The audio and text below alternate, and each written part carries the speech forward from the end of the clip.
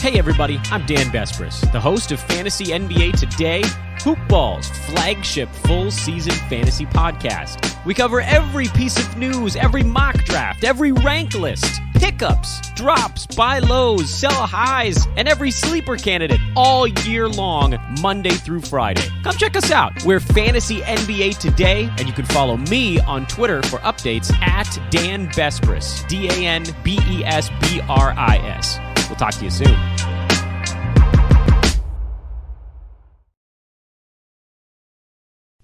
The following is a Hoop Ball presentation.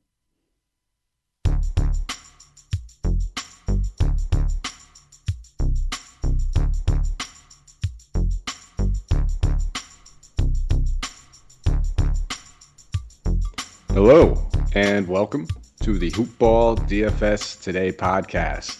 I am your host, Mike Apatra, joined by the none other, Brenton Eckersley.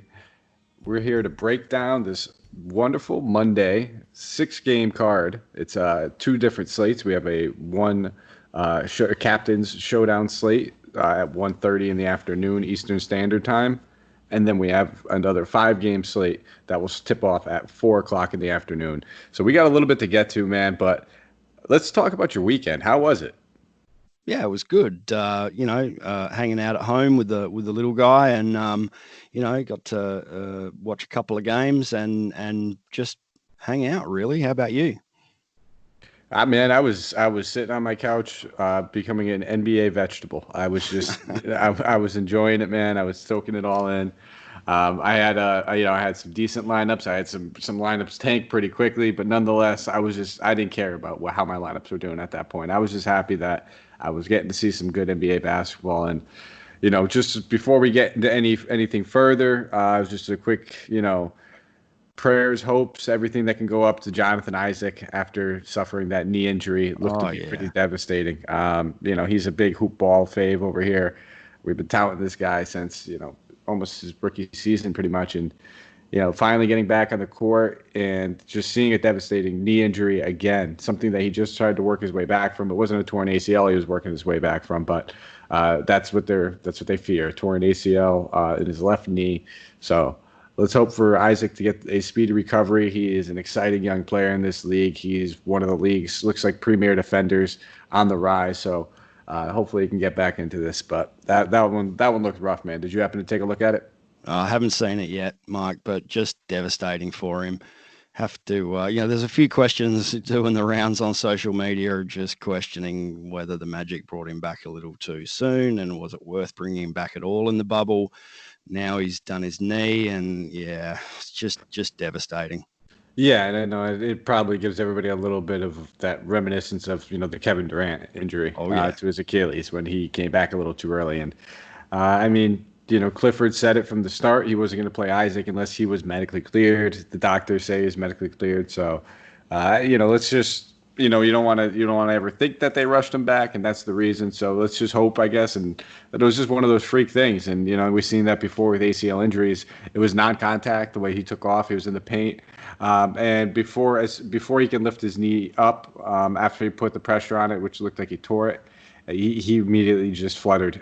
It was like an instant, knee-jerk reaction, no pun intended on it. But so let's get into this, man. We talked about the sad stuff. Obviously we're gonna, when the Magic are back on the card, we'll pretty much talk about that in DFS terms. But for now, we have some other games to talk about.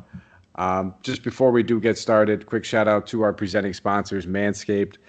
You guys hear me talk about them all the time. Everything that they have is an absolute luxury, whether it is you're looking for the conditioners, you're looking for the soap products. They have the Lawnmower 3.0. They do premium package. They have everything you can imagine. You can do subscription kits. And if you can get it all for 20% off and free shipping, if you use promo code HoopBall today, HoopBall20, that's HOOPBALL 20, HoopBall20 for 20% off and free shipping. So, brother, we're gonna start off at the top. This one's gonna be a quick one. It's just the showdown slate. It's at 1:30 Eastern Standard Time. It's the Toronto Raptors taking on the Miami Heat. There has not been a total or a spread released yet for this game, and mostly just because there's a few questionable tags. But it seems that all the major players will be here. Bam Adebayo coming in with a bruised quad. He was going to be listed as questionable on DK, but more or less probable. Same thing for Goran Dragic, if he was dealing with back spasms, but they said he should be fine to play. So I'll let you kick it off, man. We'll start off with the Toronto Raptors. Who do you think sticks out for you in this matchup that we could take advantage of? And, knowing that we only have that one captain spot, could you see yourself using it on any Raptors? Yeah, potentially. Oh, no, probably not the captain spot, to be honest. Look, Kyle Lowry's always in play, big upside any given night. He tore the Lakers guards a new one on Sunday. He had a monster line, 33, 14, 6, and 1. He's just a little bulldog, and he's always in play. So he's worth a look here. Maybe that captain spot, yeah, for sure. Freddie VanVleet, solid enough numbers lately, but I'm going to leave him alone here. He's going to have to match up with Jimmy, which I don't like. OG, he's been all right lately. He's been hitting some shots. Went for what did he hit Sunday? 23 points on. Am I reading this right? 88.9% field goal percentage against the Lakers. That's through the roof crazy. He has played well against the Heat in the past as well. Pascal, monster ceiling. Probably not going to touch him much here. Gasol, Leonard, Olynyk, probably not. As far as go-to guys here, for a little bit of salary relief, I'm really having a good look at Norm Powell. He had a really rough night against the Lakers on the weekend, shooting only 25% from the floor, 0 from 4 from behind the line, and basically no peripheral stats. But I like Norm. I'm willing to go back to him here. He was on an absolute tear to round out the games before the season shut down, if you might remember. Freddie was out at the time, but even so, in his last matchup against the Heat earlier this season with Freddie in, he went for 23, 8, and 1 with a steal and hit 4 threes. So he's every chance to do something similar here again. Coming off the bench as well, he's in a better position to avoid that main body of Heat defenders. Miami give up higher than average fantasy points at the shooting guard spot. He just looks like a good play here. The other guy I'm kind of half interested in is Sergio Barker. He's another guy just had a shocker against the Lakers on, I think it was Saturday. He only put up 4 and 4 in a really lowly 19 minutes. And I'm just hoping for a bounce back game here. Gasol's not playing that well. Serge can play the 4 or the 5. He might actually take the majority of minutes over Gasol here, given the way he's playing, and could be a great player if he does. And the last time out against the Heat earlier in the season, Serge put up 19 and 10 with 2 blocks. So if he gets a start or minutes closer to the usual output, he's squarely in play here. What do you think on this Raptors team, Mike? I really like that Serge call you made. I think that this is just one of those better matchups where he just size-wise, speed-wise, length-wise, just does a little bit better than Gasol when you're talking about Bam Adebayo. He played twice. He's averaged about 31 DK points against Miami this season. So I have no issues looking at a guy like Serge. Kyle Lowry's always in play.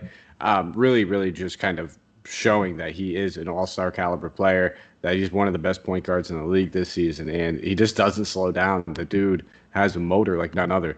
I don't know if I would go and throw Kyle Lowry in my captain spot just because it's going to take up a lot of money and it's going to make me have to pay down somewhere else. And Miami's pretty good at defending opposing point guards. They've been all season long, one of the top 5 defenses against opposing point guards. So I still like them, but I think the main targets I'm looking for are going to be, Serge Ibaka. You said it, and I don't mind VanVleet. I know you said that you're expecting him to get some Jimmy Butler defense, and that very well may be the case. But he could also end up with Duncan Robinson defense.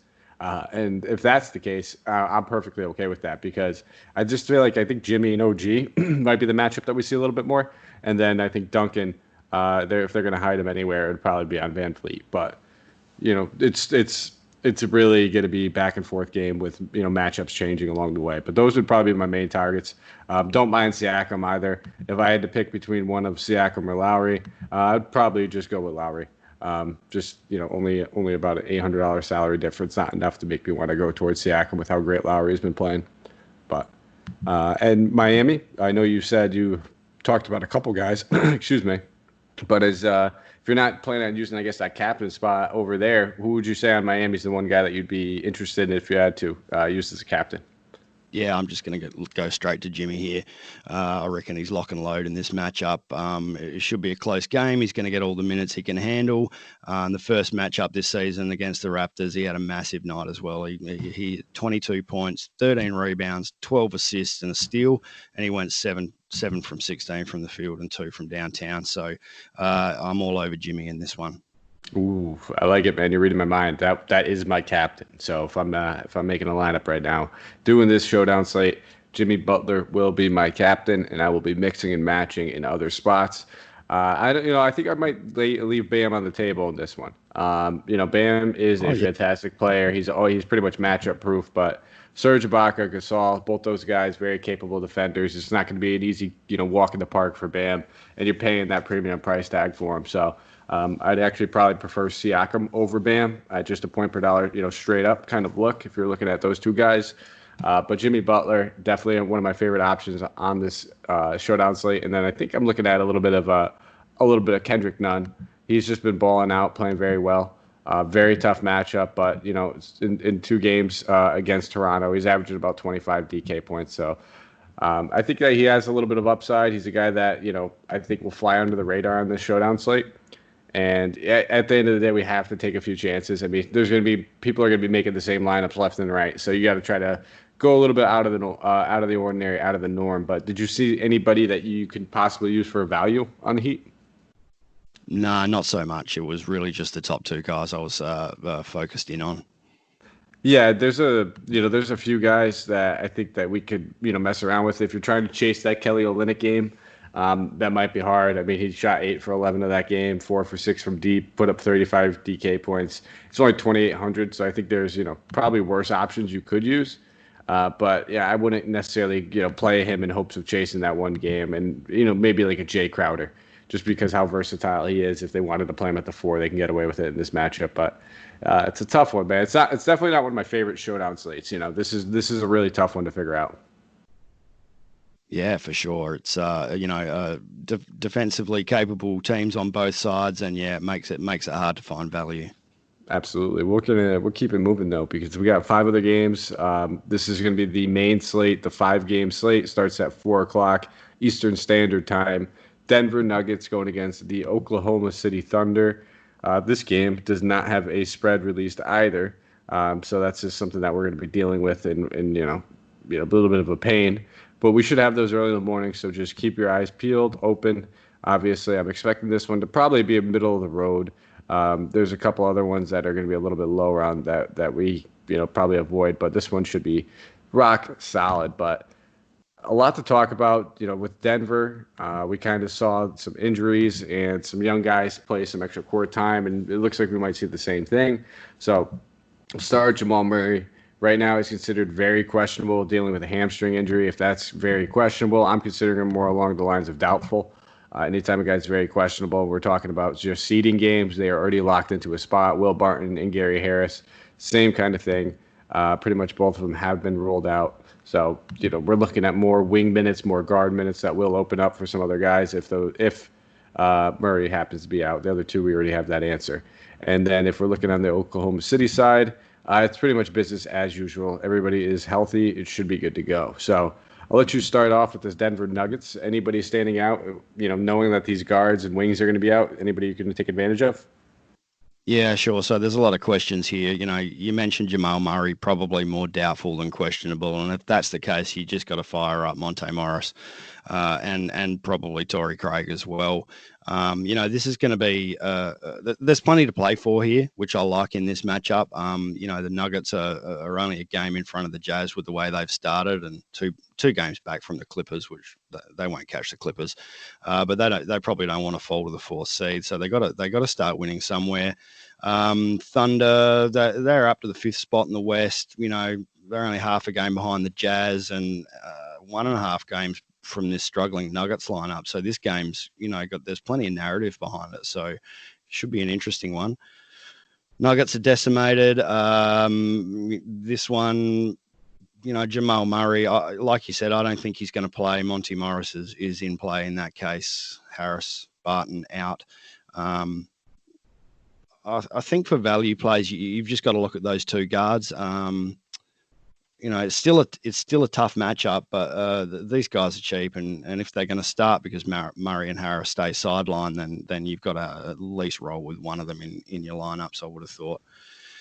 There'll be some people going for Michael Porter Jr. Sorry, Mike, what were you saying? No, I was going to say, it's kind of just opening up some value, and that usage for Jamal Murray, it has to go somewhere, whether it's the guards or Jokic. But I cut you off, man. Don't apologize to me, right? You're about to talk about one of my favorite upcoming players outside of his stupid associations on Twitter. But continue, please. Look, I think people will still be looking at MPJ here. He had a really high ownership once he got the start on Saturday. I just can't look at him at the moment. He's not for me even at 4,500. I don't like the matchup against the Thunder, and especially against probably Lou Dort. I think the two Denver guards that we just spoke about probably have better upside at MPJ at this point. I'll take Craig over Morris. I'd rather the matchup against Shai Gilgeous-Alexander than having to face Chris Paul.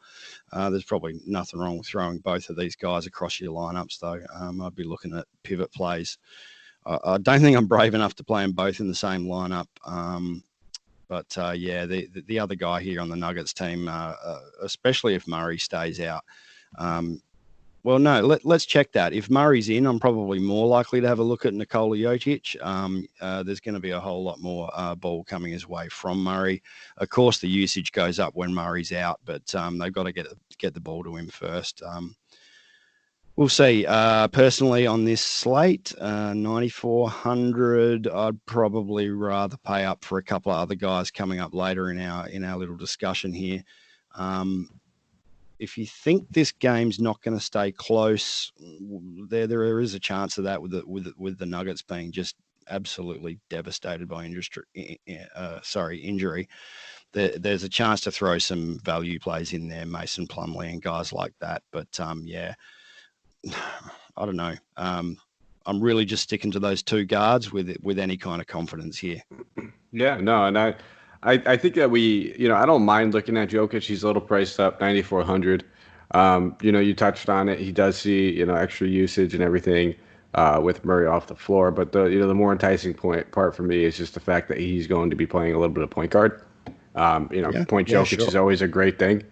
He's averaging, I think, about 60 DK points against OKC this season in 2 games so far too. So he showed that he could, rub elbows with Steven Adams, which is not easy for any center to do. So that being said, he's skinny Jokic now, so we have to take that into account. He's not the same chubby guy that we're used to.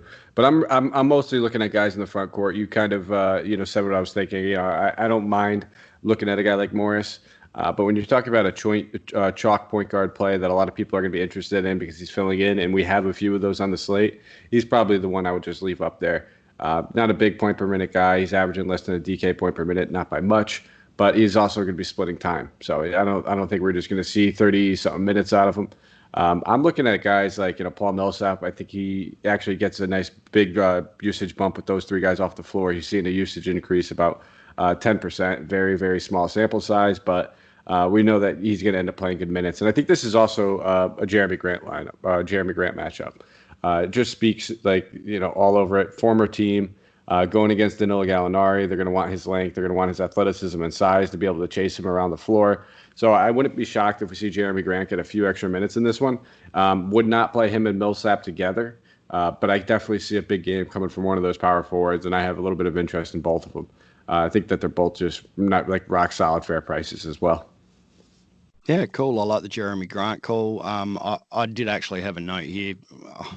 Millsap, I'm just staying away from him at the moment. I'd have thought that he'd have to be shouldering a heavy load with 3 of the main starters out, and he's just not proving it yet. I'd probably, as you said, head towards Jeremy Grant on this one. Yeah, and I think, I was encouraged by the 28 minutes that he played against Miami, knowing that they still lost by 20 points in that game, played 28 minutes. I think a closer game will probably see 28 be his floor. And if you're telling me we can get Millsap at less than 5K, I think he'll end up being a solid value. So that's what he is. He's 4,900. If he's going to play close to 30 minutes, he's solid. I wouldn't expect a 40 or 45 point game out of him or anything like that. But I think there's worse that we can do. And I'll probably have a share or two of them. I'm not going to go crazy. We have a lot of forwards that we could talk about. But tell me a little bit about OKC, man. We have some decent options over here. Seems like not one player on here above 8K, so I think we can mix and match. But are you looking to get any of these guys in your lineups? Yeah, I definitely am. You got to just look straight at Chris Paul and SGA here against, potentially, we don't think Murray's going to play. The defense isn't that great anyway. Potentially, these guys are basically up against bench guards. So I'll be looking hard at both of those guys. They both exploited the Jazz with lines of Chris Paul had 18, 7, and 7. SGA had 19, 2, and 6. They're rolling. Let's have a look at them. I like the price of Shea much better. 6,000 versus CP3 at 7,700. I'll take Shea every day of the week there. There's a good case to pivot both of those guys. That's where I'm looking at in the front court. And I think that Steven Adams is probably a really good play here as well. He's obviously healthy. He's probably a really good target here at 5,400. Especially considering when the Thunder faced the Nuggets in February, Adams went 19, 17, 2 with 4 steals and 2 blocks. And the previous matchup, he went for 18 and 14 with 2 blocks. So, he's not scared of the Joker, that's for sure. He's a real chance for a flyer at a low salary here. What do you think? Yeah, no, I think that's a great call. When you're talking about centers that just fly under the radar, he is always one of those guys. And just, going by previous performances, he looks like he's in line to, be a possible double-double candidate, but one of those big double-doubles would be fantastic. So he's definitely, I'm not crossing him off. I mean, that's the problem. I'm in love with centers. You're going to learn to know that, Brent. I love playing centers. In DK, I usually always have 2 centers. Some days it's a blessing, some days it's a curse.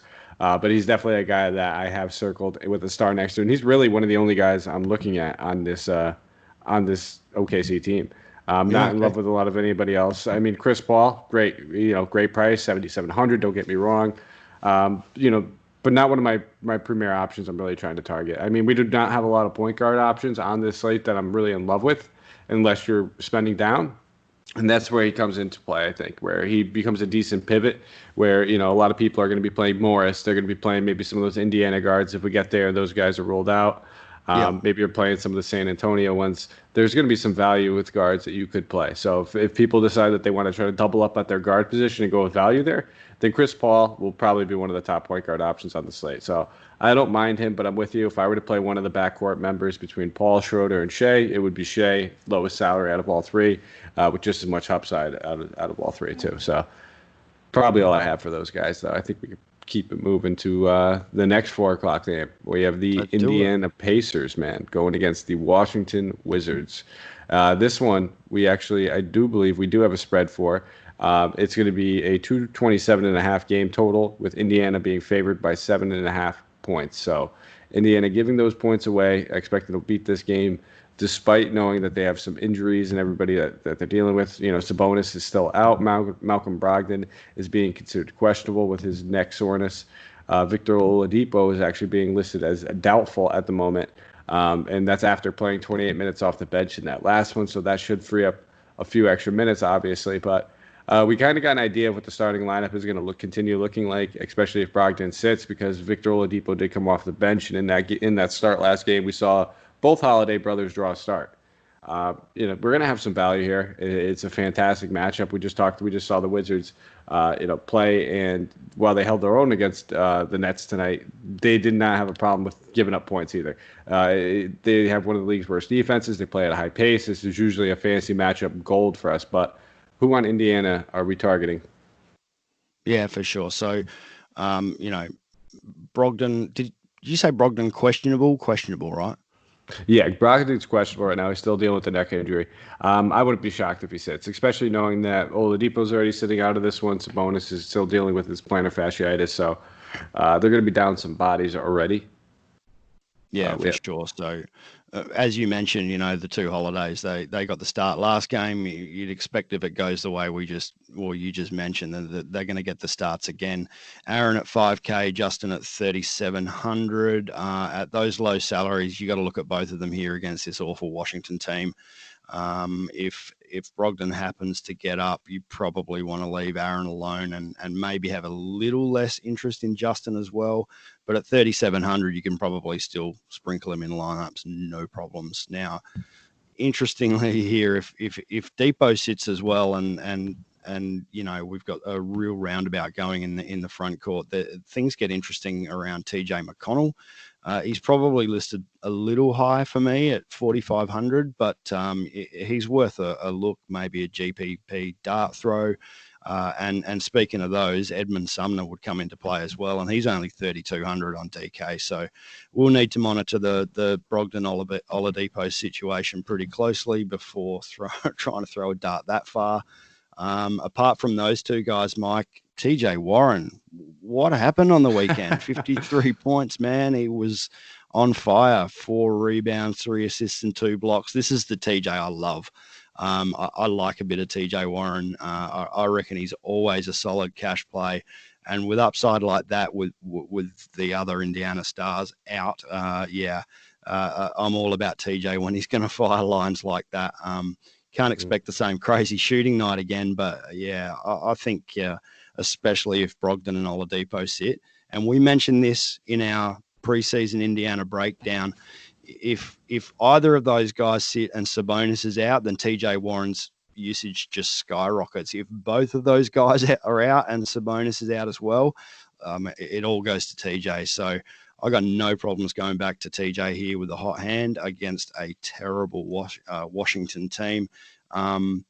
Just the only thing to keep in mind there, a 7,400 DK salary, Jaren Jackson Jr. versus the Pels later on at 6,200 is also very, very attractive. What are you thinking here with the Pacers? I think you touched on a lot of the guys I like. I think my 2 top plays coming out of this, with Brogdon sitting, I have no problem going back to Aaron Holiday. He's really kind of stepping into his own this season and taking advantage of any opportunity that he's in the starting lineup. Came out doubled with 5 rebounds in that last game. Fantastic matchup. He's point guard, shooting guard eligible. Sign me up, 5K. I prefer him over Monte Morris. That was one of the guys I was alluding to earlier. Yep. And then I think, I'm going to be taking a nice strong look at Miles Turner in this matchup. 6,100. Okay. A lot of people might look at that last game. Yeah, he fouled out in 20 minutes going against Joel Embiid. That will happen to some of us. Joel Embiid, he's pretty good at that center position thing that he does over there. Right. So I don't mind looking back at Miles Turner. I think a lot of people kind of just forget about him. After that big TJ Warren explosion, everything else that happened. Miles Turner, this is a nice matchup for him. Picture perfect, knowing that that this team's also coming off of a back-to-back. Washington played today. Thomas Bryant had a monster game. Played a big chunk of minutes. Now he gets to come in here fully fresh after only playing 20 minutes in even the game against Philly. So I wouldn't be shocked if we see Miles Turner play close to 30, if not more than 30 minutes. And I think he's got some upside for about 35 to, maybe even 38 DK points in this matchup. But, wouldn't mind Justin Holiday, 3,700. It would just kind of have to make it work. I'm not going to go out of my way to jam him in there. As I just said, I prefer his brother. And that's probably it. Those are the 3 guys. I don't think I'm going to play TJ Warren. You gonna fade? I don't think I could do it, man. After an explosion like that, the price increase like that, now we're talking about a guy 7,400. The matchup's absolutely fantastic, but it took 29 shot attempts. I don't know if we can anticipate 29 shot attempts. He was 9 of 12 from 3. Everything was going right for the guy, and kudos to him. I'm not saying that he can't have another big game. I just would rather, pass on it. I think a lot of people are going to go back to the well just because of the matchup. Normally, people would hop off and say, nope, I'm good. I got my game. But they're going to see that Washington matchup, and they're going to be licking their lips and jump right back to it. And if that's an edge I can get and avoid, I will take it. But I'm not going to false shift if you want to play him. He's still cheap enough where you consider, but it would take another game where, he's taking at least 20, 22 shot attempts, something crazy amount. That kind of that usage that we're expecting to see from Karis LeVert. If he's going to keep rolling with that, then going forward, I'll have a little bit more confidence. I just want to see it twice in a row before I really bank on it. Yeah, cool. Oh, look, if I was the Pacers, I'd just be throwing him the ball every time down the floor. Absolutely. I mean, he's pretty much their go-to scorer right now, and I guess behind him, in terms of shot attempts, it's probably Aaron Holiday. Yeah. Miles Turner's not a guy specifically known for his offense, generally pretty shy. Same thing with Justin, more of a defensive type of guy, defensive specialist, and not much more coming off the bench. But, this Washington team, I guess maybe not the same Indiana matchup it would normally be, but still pretty tough. Anybody that kind of pops off the page for you? Let me have a look down my list here. Not really. I'm still struggling with the guard rotations. No one out of Napier, Troy Brown Jr. or Ish Smith logged any more than 26 minutes versus the Suns on Saturday. And Troy Brown Jr. obviously got the hot hand on Sunday versus the Nets, which probably isn't that hard. And he logged a team high 38 minutes in that one, but I'm still just finding this guard split difficult. Shabazz and Smith split minutes again on Sunday. Thomas Bryant, like you mentioned, 33 minutes on the weekend, and on a back-to-back, who knows how many minutes he may actually play. I'm not really sure here, Mike. Outside of the lower salary plays, again, I'll go back to Troy Brown Jr., and that's really about it for me on this Wizards team. Where are you headed? I'm starting to look at Rui, man. He's starting to come down in price, so I don't mind taking a look at him. This is a guy that was, over 7K for the first two games of the restart. Now he's down to 5,800. So he's getting to a stomachable price tag, and knowing that they're going to pretty much be playing TJ Warren against him, there's going to be a size advantage going for Rui, depending on how he wants to utilize that. And, with this exact matchup, Thomas Bryant's actually been shooting threes. And if that's the case, if he's going to keep shooting threes at the clip that he's been taking them, he's been fairly successful. Today he hit 4 or 6. He took 4 in the last game, only hit 1 of 4 in the last one. He's going to pull Miles Turner away from the basket a little bit. And if that's the case, I think we can get a little bit of Rui action. So I don't mind looking at Rui. Probably won't go to Thomas Bryant again. Don't mind it. Just the back-to-back just doesn't feel right for me. Yeah. Price increase. Miles Turner is no slouch defensively. But again, I think a lot of these guys are all fair price tags. My main options would probably be Troy Brown Jr., Rui Hachimura. I was really encouraged by Troy Brown's, display of putting up those peripheral stats: 10 rebounds, 8 assists, showing that he's more than just a scorer. He's going to handle this team's offense and facilitate a little bit more. If that's the case, I don't mind taking a look at him again at 5,200, and having small forward eligibility definitely helps him as well. Yeah, cool. Look, a couple of nice calls you made there. I kind of wasn't really looking around Miles Turner. And, Rui for me, I think I said last pod, I play him, he flops. And if I don't play him, he kills. And I just struggle with the name as soon as I see it. But 5,800, did you say? That's starting to get low and definitely probably puts him in play here. Exactly, and that's all he does. It doesn't make him a core option or anything, but it was hard to even consider him at 7,400. But now with that price tag down slightly, we could consider him at least at 5,800. He's actually cheaper than Thomas Bryant now, so a little bit of a pivot play if we need it. But we'll keep it moving now. We have the juicy game, probably the most the most exciting game of the night. I think we could say that with confidence. It's the Memphis Grizzlies going against the New Orleans Pelicans. This game has a lot of importance when we talk about seeding and playoff picture. 239 game total, with the Pelicans being favored by 4 points over Memphis at the moment. With everything going on, it's already kind of been announced that Zion will still be on a minutes restriction, pretty much taking him out of play for all of DFS. Other than that, there's no major injuries that we need to worry about when we talk about New Orleans. And on the Memphis side of the ball, everybody but Tyus Jones and Justice Winslow are good to go. So, man, this game, the game total's there. We talked about it. We just said it. 239. It's going to be the highest on the day. We have to have some love for this game, I imagine, right? Oh, absolutely. This is going to be fast and fun and high scoring and everything we want to see from a DFS perspective. It's going to be great. Grizzlies on a back-to-back, that helps the Pels out. Last time out, when these guys played each other, it's actually the Pels who monstered this Grizzlies team. I think it was 139 to 111. So that's really interesting.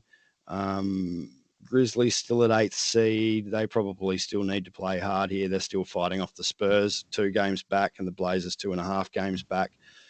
Pels need everything to go right here, Mike. They've lost their first 2 seeding games. They're now 3.5 games back from 8th seed. This is potentially the last time we see the Pels. If they can't win this one, we might not get the Pels starting lineup. They might just be too far back. Really high pace in this game. Pels are second fastest in the league, and then Memphis is 7th. So, yeah, obviously the over-under shows that. This is going to be a fun matchup. For me, I'm looking hard at Jar. 7,300. That's a decent price. He's going to have to deal with a mix of Ball and Holiday from a defensive structure, but still the Pels somehow managed to give up a stack of fantasy points to point guards. So, he's such a focus of the Grizzlies offense. There's no real reason to stay away from, their spearhead in this fast matchup. In the Pels last game against the Clippers, Reggie Jackson even and Pat Bev had no real problems putting up solid lines. Neither of those guys are Ja Morant, and I think he's just going to crush the value here, no problems. Mentioned before, Jaren Jackson Jr., 6,200 against the Pels. Boom. I think you can go straight back to him here. Zion hasn't been playing a lot of minutes at all, leaving Nicolo Melli to defend Jaren Jackson Jr. I don't know who the Pels can throw at him. This is a great matchup for Triple J at that price, and it's just a smash play for me. Fire him up. The last one I've got here, Valanciunas is an interesting one. It's a high price tag at 7,900, but the Pels, they just do not defend the 5 spot very well at all. Last time out, in only 27 minutes against the Pels, Jonas went 18-8 with 4 blocks. I think he's in play. He's probably more a cash play here, but anything could happen against his Pels lineup. Anyone else here for you, Mike? I know you like a bit of Brandon Clark. Oh, yeah, I got burned by Brandon Clark tonight. That hurt a little bit. I played a little bit of Brandon Clark. He just happened to round up my lineup, but they didn't really need him. He only played 25 minutes, so I mean, Clark's always in play. You get a little bit of upside with Clark. If anything happens to Valanciunas or Jaren Jackson Jr. as foul trouble or injury, Clark is the main beneficiary for 2 different positions. He could play both those, so there's always a little upside. I will keep him in play. As far as any other Memphis guys, Ja Morant, tough matchup, but the minutes, they're going to keep getting, just funneled to him. He played 37 tonight against San Antonio, 41 in that overtime game against Portland. Wouldn't be shocked if he plays another 34, 35 with the importance of this game. So no problem looking at Ja Morant at 7,300. Probably my primary focus. Don't mind a guy like Jaren Jackson Jr. He's starting to get a price increase. He went from 49, I think, to 52. Now he's up to 62. So we're seeing the price get up there, but he just continues to shoot. The rebounds, no assists. That's the one thing that worries me with Jaren Jackson Jr.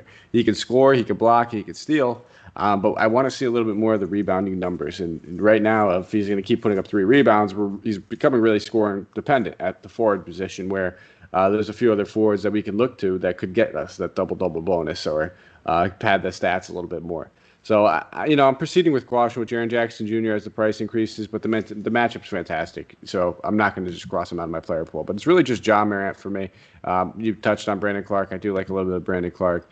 And that's probably it, man. I mean, Kyle Anderson and a guy like that. I'm not really looking at any of those bench guys between him, DeAnthony Melton. It's really just Brandon Clark off the bench.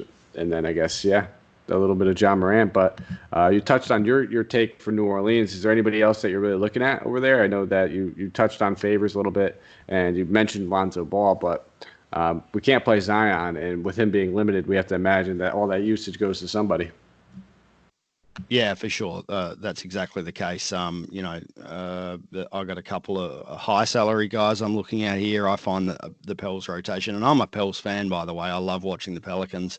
I just find the bench rotations frustrating for DFS. I can't ever get it right. So I tend to play the higher priced guys for the Pels and almost leave everybody else alone. I might play some Derek Favors every now and then, depending on the matchup, but and when Zion's out there, of course. But yeah, the higher value guys off the bench, the Josh Harts and the Frank Jacksons and the Nicolo Mellis, I just can't mess with them, Mike. They destroy me every time. So yeah, I'll just stick with Drew Holiday and Brandon Ingram here. these guys need to step up big time. They both got, kind of decent matchups. I probably prefer Drew. I like to target Memphis shooting guards defensively. So while all the Pels had a pretty poor game last outing, I'd expect Drew Holiday to bounce back here. He's just quality. Underrated offensive threat. I think he's, one of the most underrated, everybody says this, is the most underrated point guard in the league, I would have thought.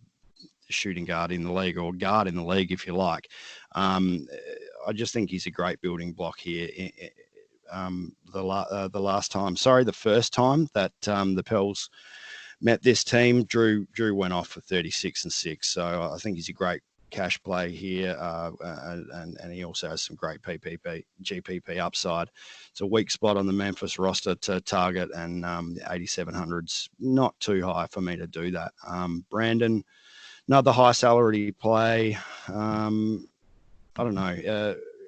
It's a tough one. He hopefully gets some minutes at the small forward here. He's too good for Kyle Anderson. He may struggle against the length of Jaren Jackson a little bit more. So I don't know. Drew for me, Brandon maybe as a pivot at 8,100. He did cook the Grizz for 25 points, 4 rebounds, 6 assists, and 2 blocks in the previous matchup. In the first matchup of the season, and then he went for 27 and 4 in the second game. So Zion's out. There's usage everywhere, as you said. I like those two guys on this one. Yeah, I don't mind looking at either, Ingram or Holiday. I think both of them are in fantastic spots with the pace of this game and the upside, the game total. We're going to have to get exposure, and these are the 2 leading shot attempts. These are going to be the 2 leading scorers for this team. One of them should be in store for a huge game. Holiday's a little priced up at 8,700. I would like it to be a little bit cheaper, 82, 81, maybe even 83, but 87 is a little bit priced up. It's going to be tough. I mean, when we're talking about guys that we're going to spend up on, I think this game makes a little bit more sense than some of those other games. If we're talking, the Laker game, the Jazz game, or even some of those guys on Philly. I don't mind looking at it just for that simple thing. I think a lot of people might be a little bit deterred from that price tag, but if that's going to lower his ownership at all, he's still very much in play for me. Ingram, same thing. 8,100 is a little bit more fair and more to stomach with Zion off the floor. He should have a little bit more increased opportunity for rebounds. So I don't mind looking at Brandon Ingram. Probably won't be playing any Lonzo Ball at 8K. I like him a lot better when Zion's playing a full complement of minutes. Obviously, I'm not touching Zion. I don't know if I'll go to favors in this matchup. We already talked about a few other centers in that 5K range or so, between Steven Adams. Miles Turner's only about, I think he's 61, so I think I'd prefer those guys over him. And the only other guy I'm really looking at might be J.J. Redick at 3,700. This should be a close game, and anytime we're looking at a game with a high total of the games, I look at J.J. Redick. There's going to be plenty of options, plenty of points to be scored. He's going to get his, whether it's in the starting lineup, off the bench. We know J.J., and this game matters. And I don't know if you know this, J.J. Redick has never missed the playoffs in his career up until this season. So if there's one player that is gunning for, I think he actually said that to Zion Williamson. He said, "Don't ruin this for me." So it was early on in the year. He made a little joke to him. He pulled him to the side. He's like, "You can't ruin this for me. We need to get the playoffs." And now they're here, and Zion's ruining it for him, or it's the medical staff, or whoever's ruining it for everybody. We want to watch this kid play. But that's it for me. So I'll probably say, if you have the $600, I prefer Holiday. If you look at that point per dollar between him and Ingram, it's really close. It's really a toss-up. I might even lean Ingram a little bit on that. And then J.J. Redick as my third option on this team. Those are probably the 3 main guys I'm looking at. Cool, man. I like the J.J. Redick call. I'm not one usually to base my DFS picks on narratives like I've never missed the playoffs, but yeah, you got a case there. He's probably going to come out firing, and hopefully he can make some threes. Ooh, see, it's not just necessarily the narrative that gets me. It's 3,700. I love the price tag. Sure, yeah. Played 26 minutes against Utah and shot lights out. Took 15 shot attempts, and then a lot of people look at that Nats game and they see J.J. Redick coming off the bench, played 17 minutes. Obviously, we all know what happened in that Clipper game. It was just a mess for everybody. So I just think at that price tag, his floor should be probably right around 20 points. and that's paying for itself there. We just kind of saw a 30-point upside from him. This should be a higher scoring game than total against the Jazz as well. So there's a few things that make me lean that way. And, he kind of makes a decent pivot if you want to get off of the Justin Holiday, where a lot of other people might go. You can get your exposure to Aaron Holiday and still get a $3,700, forward or guard, same position as Justin, and get a pivot at a little less ownership. Yeah, really nice thoughts there. I like that. Yeah, cool. All right, brother. Well, we only got 2 games left, but before we get to those, I just need everyone to say it with me one more time, guys. Sports are back, and I've been waiting for this day since March, and we're here. And now the only thing that's been on my mind is MyBookie. And MyBookie, it's a home run, it's a slam dunk, it's a triple overtime game-winning shot, all wrapped into one. And I love it. You love it, and that should be all you need to hear to start betting. So, MyBookie is up to the minute odds on all your favorite teams, and it's been going on. The NBA bubble is here. We've been betting on it. We've been loving it. Me and Santino were talking about it the other day. I play my parlays and get crushed, but don't be stupid like me. Take the easy bets. I think I actually did make one the other day. It was right after the start of the first quarter between the Nets and the Magic, and it was a huge start. I think it was like 39-40 after the first. I smashed the under going forward, and I took my money home, and I loved it. But it's with MyBookie, it's easy. You bet, you win, they pay. You feeling good about the MLB season, any of the games that are going on?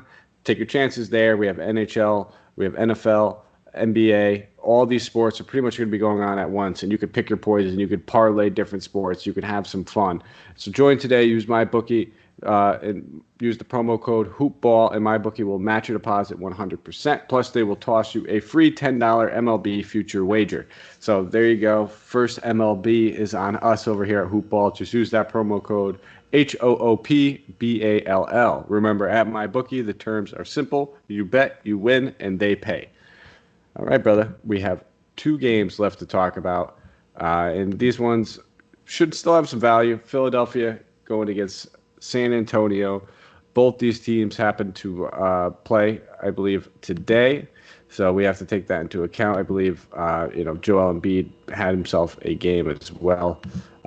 Big, nice monster game, actually, we're talking about it. And I'm sorry, it was yesterday. Indiana came out 15 for 23, put up 81 DK points. But it should be a fairly solid game overall. I'm a little bit worried about this, this San Antonio team coming off a back-to-back, going to, now taking on Philadelphia. But nonetheless, it's a 229 over/under, with Philadelphia being favored by 7. As far as injuries are concerned, with San Antonio, Bellinelli looks like he's still going to be out for quite some time. He did not play today, dealing with that foot injury. We'll have to wait and see. I would doubt he played again tomorrow. I'm saying that because we recorded the night before. And then Bryn Forbes still dealing with a quad injury. He's listed as questionable. I'd be shocked if he plays. It just doesn't make any sense at this point. But we shall wait and see. If both those guys are out, we should continue to see Lonnie Walker in that starting lineup. But and then as far as the Sixers go, Mike Scott has, I believe, already been ruled out, dealing with knee soreness, so he will not play. And then Glenn Robinson III is considered doubtful, dealing with hip soreness over there. So those are the injuries. Like I said, Spurs coming off of a back-to-back. Guys are starting to see a little bit of a price increase on a lot of these guys that we've been taking advantage of. But, tell me where you're going, if anywhere, with this Spurs team. Yeah. Look, Spurs on a back-to-back against the 76ers is a bit of a worry for me. This could get one-sided. I'd just be a little bit careful paying up big for some of the guys. I think there's one exception there, which we'll get to. The Spurs are definitely looking at their younger players, which Pop said they would be doing, which is probably good to see. Lonnie Walker, DeJounte Murray, Derek White. I'll pass on DeJounte at 6,200 here against the 76ers defense. I think we just can find better value elsewhere at that spot. Lonnie Walker, he's hit and miss for me. In other words, I always miss with him, but at 4,400 on DK, he's probably worth a look in GPPs, even against this tough defensive mob. Maybe I throw some Kelvin Johnson into my GPP lineups, but 4,100, I'd probably rather take Walker. And for me, Mike, the guy to target outside of, DeMar DeRozan with all that usage is Derek White. I've been waiting for White to get more of a chance on this roster. the bubble. Looks like this is the chance he's going to have to take. Pop's playing him out there, and I really like Derek White. I like his offensive, upside. So he's much more of a stable lineup option in your lineups for me than Walker or DeJounte. I actually think he has a higher ceiling as well. The matchup's not great here, but Derek's going to get his shots up. So if you're looking for a mid-price, reliable guy with a solid floor, you can definitely do worse than Derek White. We keep coming back, you and I, to Jakob Poeltl. He's not doing a great amount out there at the moment, but one thing in this matchup against Joel Embiid, he's going to have to stay on the floor. He's going to have to try and stay out of foul trouble and just push himself against Joel as long as he possibly can. And that bodes well for us in DFS. If he can stay out on the floor, not get too many fouls early, he's a chance to just be a decent look in a cash play. He's got to lift his output a little from what we've been seeing. But, if the big Austrian can stay out there, he's worth a decent look. Yeah, no, I mean, listen, I've been riding the Jakob Poeltl train. It hasn't really gotten me too far yet, unfortunately. But I don't think I'm going to be going to him. I mean, we just kind of saw what happened to Miles Turner, 6 fouls very quickly going against Joel Embiid. I think I will pass with that. And, I like the Derek White call. I literally alternate. I go DeJounte Murray, Derek White. It just seems like these guys are on rhythm where one has a good game, the next game is the other guys. And we saw that tonight. DeJounte Murray went out there and had himself a game, shot 9 of 19, had 10 rebounds, put up 44 DK points. So that means it's got to be Derek White's turn. The math does not lie. The law does not lie. It has to be Derek White's night. So, but no, in all reality, I think this is gonna be a hard pass for a lot of these San Antonio guys. The one guy I do have slight interest. You mentioned Kelvin Johnson. I actually do like him. I don't like the price tag at 41. He was min salary today. If it was 3K again, I would be all over that. I think this is a great matchup for him, just simply because I think Philly's going to run away with this. And if they do, it's going to be the veterans sitting, and we'll probably end up seeing, Keldon Johnson and Devin Eubanks. So, Eubanks is a guy Devin Drew. He's a guy that, we remember that notorious nasty dunk in the scrimmages. I don't, think he has a tremendous upside or anything like that. But if you're looking for a random GPP dart throw guy, it's him. Just because I could see this game getting out of hand. I can see Jakob Poeltl getting into foul trouble. It's not going to be like they could run Rudy Gay against a guy like Joel Embiid, and if that's the case, it's going to be Eubanks. That, or they could play Zeller, but Zeller hasn't sniffed court, so I doubt it's going to be him. So, we got 10 seconds in the last matchup. That might be big. That might be a big 10 seconds that we can get from this one. But I think I'll let somebody else have those 10 seconds and hope for him to put up whatever it is, a 50 DK point per second kind of ratio, and he could turn out a good game for you. But I think that's it for me. It's going to be looking at those GPP dart throws. Hope this game gets out of hand, and Eubanks and Keldon Johnson. I don't think I'll be going to guys like Lonnie Walker, Jakob Poeltl, DeMar DeRozan. Probably not. If I was to go with anybody in the starting lineup, it would probably be Derek White, like you said. Maybe Lonnie Walker. But I don't think I'll be touching DeRozan or Poeltl, Rudy Gay, none of those guys. It's going to be the periphery stars in the starting lineup, and then the backup bench guys if this game gets out of hand. But what about on Philly? I mean, we're talking about how good these guys have been. Joel Embiid, 10-3 now. Can you stomach that price tag? Absolutely. Straight back to Joel Embiid here. I'll go straight back to him even at that salary. This is a potential easy win, potential blowout, but my thinking with daily fantasy is if it's a blowout, those points have got to come from somewhere, and I don't see why it's not Embiid here against the Spurs. Why can't he put up another monster line? Really, I have a feeling you're going to throw some cheaper guys in here, but apart from Embiid, that's who I'm looking at. Who you got? I mean, I don't mind Embiid. I think that, like you said, it's a fantastic matchup. He can go bananas in this one easily. 10-3, it's a fair price tag. Don't get me wrong.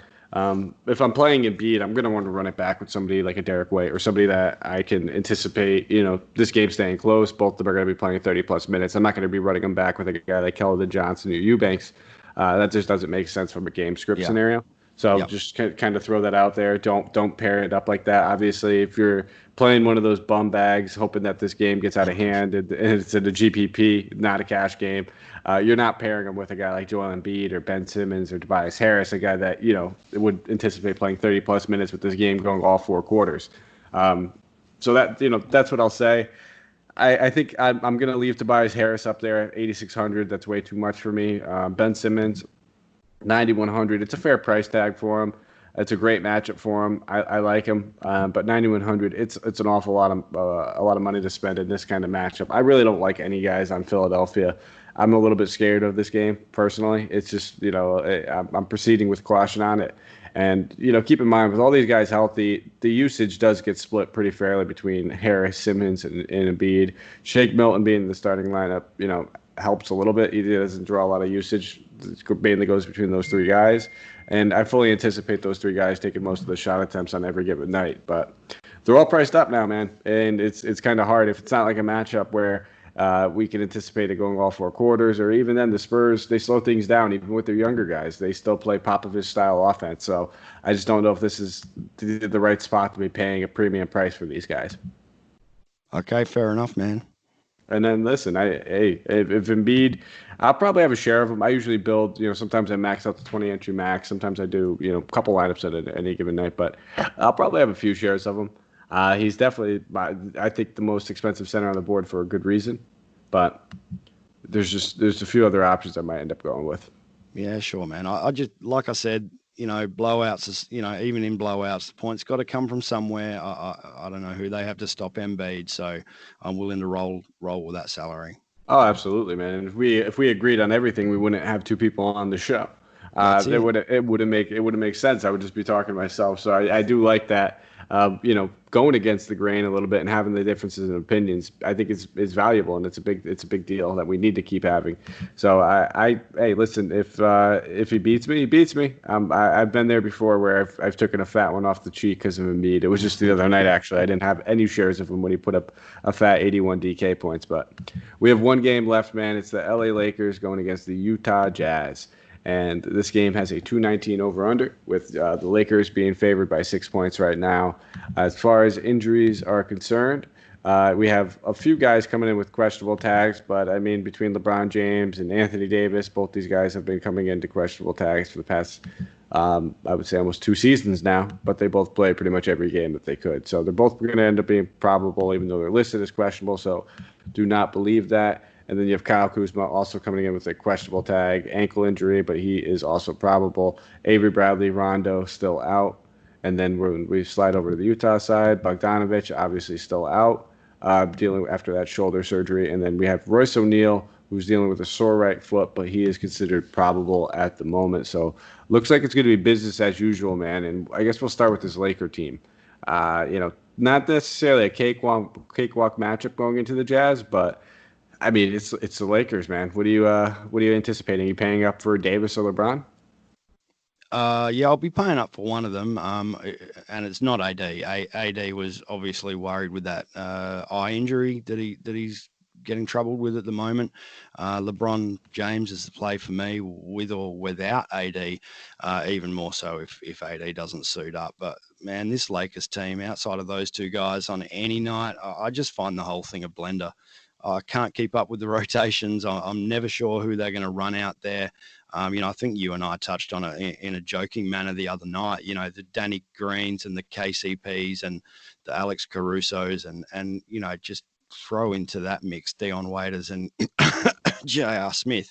It just confusing, and I don't find a lot of value in any of those guys. I play the wrong ones, or they just let me down. So LeBron James for me, he is listed as questionable, but you probably expect him to play. All the production and usage is going to go through either him or Anthony Davis, and with AD seemingly suffering at the moment, this game against Utah is all about LeBron for me.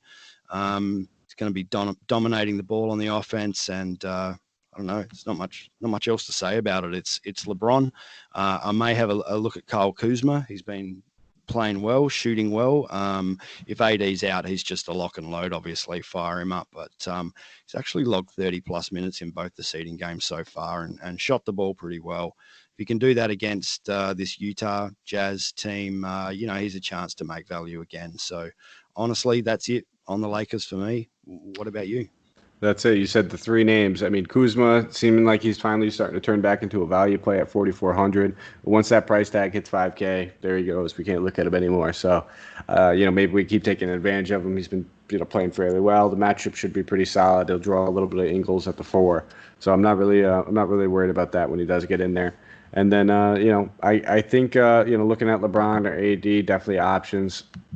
Should be a fairly competitive game, or coming off of that blowout loss against Toronto, you have to imagine that these guys come out with a little bit of pep in their step.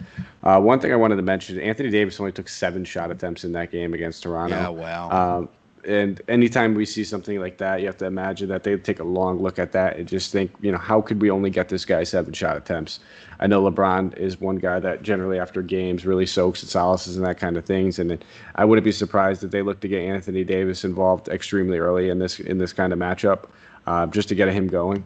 And, for that reason, under 10K, I wouldn't mind taking a look at him, especially, the Lakers always do run him. They actually have been playing him at center fairly often in the first 2 games, but they have 2 other centers that they could. If they run him at power forward, there's going to be a major mismatch that they could take advantage of if they do from the likes of a guy like Joe Ingles at the 4. It's going to be really tough for Utah to match up with Anthony Davis, in my opinion. So I think I would actually prefer AD a little bit slightly at $900 less. It's splitting hairs, though. I wouldn't mind either one of those guys. Kuzma's okay. And then I think it's worth noting that Dwight Howard played more minutes than McGee in these matchups earlier in the year, but it's really a toss-up. And, maybe looking at him at 3,200 if he plays 20 minutes might not be such a bad value play, but it's really just a GPP option. I wouldn't be looking at him in cash games. Yeah, for sure. And that's another position on this Lakers squad that is just they just split the minutes. It's a roundabout between McGee and Howard, and it's something that I try not to touch unless I, am absolutely guaranteed of a start from one of them. And it's a really poor matchup on the other side. So, it's those 2 plus Kuzma here, and that's about it. All right, brother. What about over there on the Utah side? I mean, we've been seeing some value with Bogdanovich out for these 2 games so far, but where are you going to be going with anybody over here? The two big names, Donovan Mitchell, 7K on DK against the Lakers guards here. It's not bad, but I think there's just better plays further up the board that we've already spoken about at shooting guard, especially. We've already touched on Drew Holiday and Derek White and SGA. They're probably the names I'm looking at here rather than Donovan. Rudy Gobert, I don't know, man. He hasn't stepped up into any kind of output yet, really, to match this 7,100 DK salary. I'm just struggling to find a reason to play him yet. Maybe the matchup against the Lakers front court in, the rotating mess that is JaVale McGee and Dwight Howard. I just can't find a way to put him into my lineups. I can't find a reason to put him into my lineups yet. The one guy that I do have interest in, and this salary's going up as well, but Jordan Clarkson, he's been a really big focus for this Jazz team as far as scoring goes since the restart. He's logged 32 minutes and then 24 minutes, so slightly down in the second game. But I just feel like he's got a chance to go to town here against the Lakers' second rung. He's a decent play at 4,900. I think you can play him in cash or GPP. He's a little bit of a last man in, but there's definitely some upside. I'm right there with you. I think he's actually probably my favorite play if I'm looking at anybody on Utah. You touched on the minutes, but I think the more enticing factor is that he's taken 17 shot attempts in both those games. Telling me it's 17 shot attempts, bench usage going against the second unit against guys like, Deion Waiters and J.R. Smith and the lackadaisical defenders. Sign me up. Keep in mind Jordan Clarkson, revenge narrative going against his former team. Could be a little bit of a factor. It doesn't help as much when it's on neither team's home court. It takes a little bit out of the revenge narrative. But I think 4,900 is still a very fair price tag to pay, and I would actually prefer him over Monte Morris. So again, one of those guys where I think a lot of people might just want to go immediately to the guy that's in the starting lineup. But you know what? I don't care if he's starting. I don't care about the minutes. Give me the guy that's taking 17 shot attempts in 24 minutes over the guy that's going to take 8 or 9 shot attempts in 30. That's just the way I like to, put my money on it. And I want the volume. I want the usage. And right now, Jordan Clarkson's second on the team in usage, right behind Donovan Mitchell. So I'll take those, man. And any day of the week, he actually took more shot attempts than Donovan Mitchell in the last 2 games. So take that for what it's worth. Give me some Jordan Clarkson. And outside of that, I don't want to play Rudy Gobert in this matchup. It's not an easy matchup. Lakers' top defending team against opposing bigs, obviously with Gobert. With McGee, Howard, and Anthony Davis in your front court. That's going to happen. Maybe look at Mitchell though. This backcourt gets a little bit lightened, knowing that Avery Bradley and Rondo are out. So at one point they were one of the best defenses all around, and they still are. But they definitely take a little bit of a step back, losing those 2 guys in their backcourt. Those are 2 of their top perimeter defenders. So I don't mind, taking a look at Donovan Mitchell and Clarkson. I think those would be my top plays. And, Conley kind of falls into that range right in between them. It's just, I'm not in love with the play. I don't mind it. It would strictly be like a low-owned pivot play. Point guard's not that enticing tonight. We've talked about that already. So if that's the case and you just have the money to spend and you maybe don't want to get either one of those guys, I don't think I would play Clarkson with Conley. I would probably play them separate. They could kind of eat into each other value. If something happens with Conley, Clarkson gets more minutes.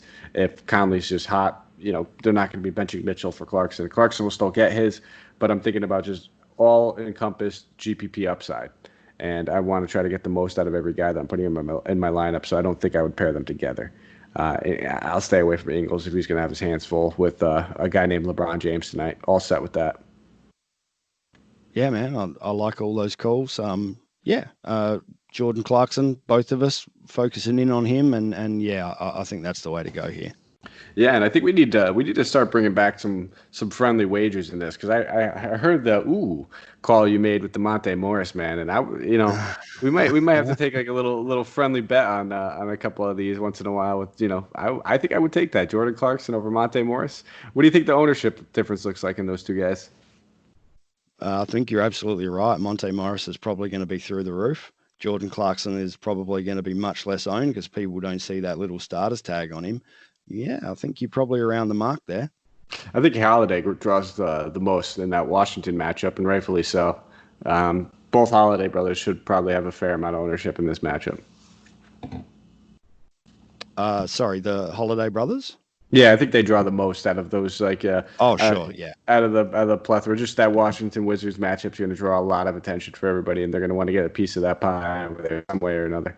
But anything else? Fair amount of value on this board, man. There is. Oh yeah, man. We're gonna and that's the best part about jumping into these relaunches is that there's always this value readily available. But that's all I have, man. I don't know if there's anything else you wanted to talk about before we head out of here. But yeah, man. I think we hit this pretty much to a T. I think we got to touch on all the guys that we were looking to talk about. Yeah, I think so. I don't have much else to add. I think we're good, man. I think we covered it. All right, man. Well, that's all we have. So if you have a quick minute, you want to give us a quick follow on Twitter, you can find me at Mike Apotria. That's MikeApotria. And Brenton, why don't you let the good people know where they can find you? Yeah, you can find me on Twitter at Terrain72. That's TERRAIN 72. All right, brother. And then we do really appreciate any rates, reviews, 5 stars, thumbs up, subscribe to us. All that good stuff really means a lot to us. You can find our podcast, iTunes, Stitcher, Spotify, iHeartRadio, Podbean. We're all over the place. So if you guys could just take a quick moment, it would really mean a lot to us. And hey, if you even screenshot it, send it to us. Maybe we get a little contest. We do something fun going on. We're trying to grow this brand over here, and we can't do that without our lovely, loyal listeners that you guys are. So that's all we have for you guys over here at Hoopball DFS today. We will be back tomorrow, as you know, 7 days a week, pumping out some content for you guys. So give us another listen, and we will be back. So take care, stay safe, and let's crush tonight's lineups and take home some money, guys.